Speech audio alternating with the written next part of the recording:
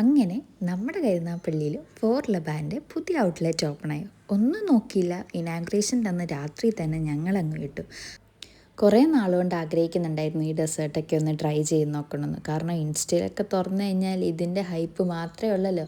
അപ്പം നമുക്കും അറിയണ്ടേ ഇതിൻ്റെ ടേസ്റ്റൊക്കെ എങ്ങനെയുണ്ട് എന്ന്. അങ്ങനെ പിന്നെ ഒന്നും നോക്കാതെ അന്ന് തന്നെ ഞങ്ങളങ്ങ് പോയി.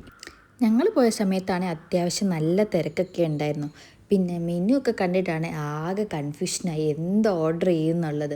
പിന്നെ ഒന്നും നോക്കിയില്ല, ഞാനാണെങ്കിൽ ഒരു അൽമാസയും പിന്നൊരു പിസ്താഷ്യൂ ലോട്ടസും ഓർഡർ ചെയ്തു.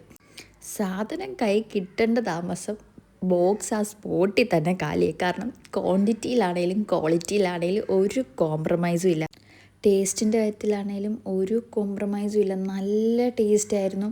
എല്ലാവരും പെട്ടെന്നായിരുന്നു ബോക്സ് കാലിയാക്കിക്കൊണ്ടിരുന്നത്. എല്ലാവർക്കും ഒരിതായിരുന്നു, ഏതാണ് ബെറ്റർ എന്ന് പറയാൻ പറ്റാത്ത അവസ്ഥയായിരുന്നു.